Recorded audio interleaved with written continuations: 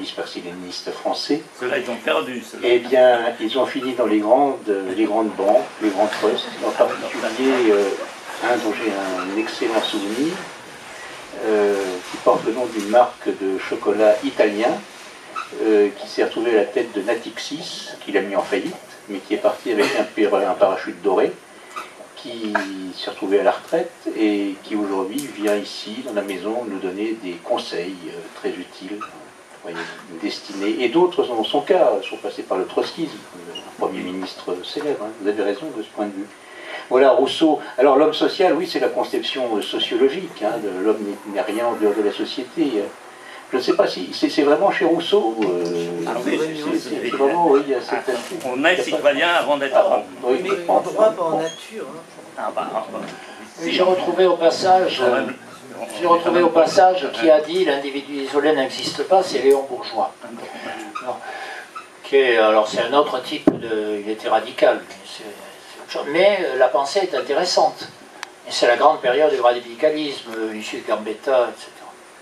Alors, sur l'aspect idéologique, bon, je ne vais pas faire le porteur de contradiction, mais enfin, il me semble que j'ai dit au départ que justement la question, c'était l'idéologie. Donc nous nous retrouvons assez. Sur mai 68, on peut le lire de 50 000 manières. Il est évident que le parcours des maoïstes, moi je le trouve, du moins pour certains, assez amusant. Denis Kessler, Barroso, c'est pas franchement comme ça qu'on les voyait, mais c'est amusant en tout cas. En tout cas, ça donne raison à Alice, hein, là pour le coup. Hein. Le chemin, ils ont pris n'importe lequel. Hein.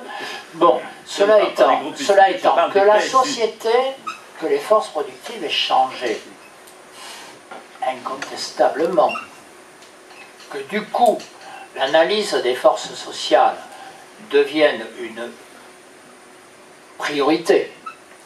Oui, cela étant, pour que s'exprime la réponse politique de cette transformation, et c'est là peut-être qu'il y a un débat, il faut un peuple. Et oui. Non, mais pas seulement des forces sociales qui s'entrechoquent. C'est pas uniquement la lutte des classes. C'est là qu'il y a pour le coup un débat avec, disons, le marxisme orthodoxe, parce que je pense que chez Marx, on peut le lire de plusieurs manières, y compris sur la démocratie.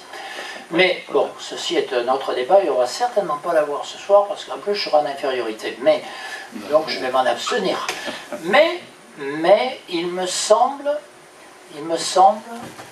que la caractérisation de la lutte des classes, si on reste sur ce concept, n'a pour moi pas de sens en dehors de l'existence du peuple dans lequel elle s'exprime. Bon, et l'idée, non, mais la mondialisation en théorie, et c'est là tout le débat qu'il y a eu avec des gens comme Antonio Negri par exemple, hein, pour qui les concepts de peuple, de nation et de race sont identiques. Hein, thèse qui ne déplairait pas au Front National, soit dit en passant. Ben oui, c'est assez amusant qu'Antonio Negri, sans s'en rendre compte, prenne des thèses qui sont celles de l'extrême droite. Il reste que je ne crois pas qu'ils sont identiques. Je pense qu'il y a des analyses progressistes du concept de peuple et que nous sommes devant ce problème aujourd'hui. Moi, je veux bien répondre.